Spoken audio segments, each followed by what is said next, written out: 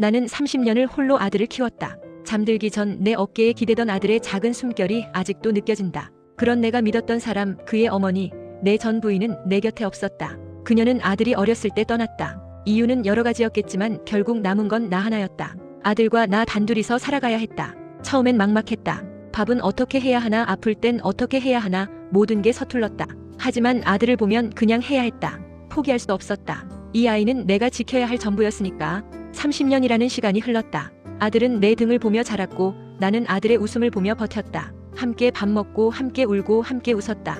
그렇게 우리는 살아왔다. 그런데 아들이 떠났다. 갑작스럽게, 너무 빨리. 내 품에서 자라던 그 작은 아이가 이제는 내 곁에 없다. 장례식장에서 나는 그저 멍하니 앉아 있었다. 그날 그녀가 나타났다. 30년 만에 처음 보는 얼굴. 아들을 두고 떠나간 그 여자. 그런 그녀가 유족 급여를 챙기고 있었다. 순간 가슴이 찢어졌다. 분노와 배신감이 뒤섞여 숨이 막혔다. 30년 동안 내가 흘린 땀과 눈물, 아들의 밥 한 끼, 아픈 날의 간병, 꿈을 위해 애쓴 시간, 그 모든 것을 무시한 채 단 몇 분 만에 나타나 돈을 챙기는 그녀. 나는 결심했다.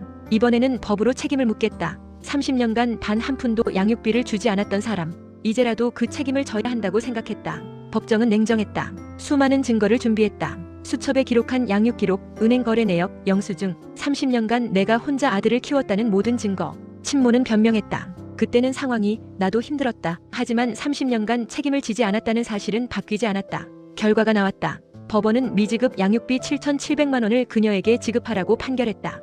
유족 급여에서 일부는 삭감되었지만 최소한의 정의가 실현된 순간이었다. 나는 혼란스러웠다. 울분과 안도감이 동시에 밀려왔다. 30년간 홀로 쌓아온 나의 삶, 아들을 위해 버틴 시간, 그 모든 것에 대한 작은 보상이었다. 하지만 솔직히 말하면 돈이 중요한 게 아니었다. 내가 원했던 건 인정이었다. 내가 30년간 해온 일이 헛되지 않았다는 것, 내가 아들을 위해 살아온 시간이 의미 있었다는 것, 그 돈으로 무엇을 할까 생각해봤다. 아들이 좋아하던 곳에 꽃을 놓고 아들이 꿈꿨던 일에 기부할 생각이다. 그게 아들을 위한 마지막 선물이 될 것 같다. 하지만 마음 한켠엔 여전히 슬픔이 남아있다. 내 아들을 두고 떠난 사람, 그 무책임한 행동을 나는 평생 잊지 못할 것이다. 30년이라는 시간이 흘렀지만 그 상처는 여전히 아프다. 나는 아들을 위해 살아왔다.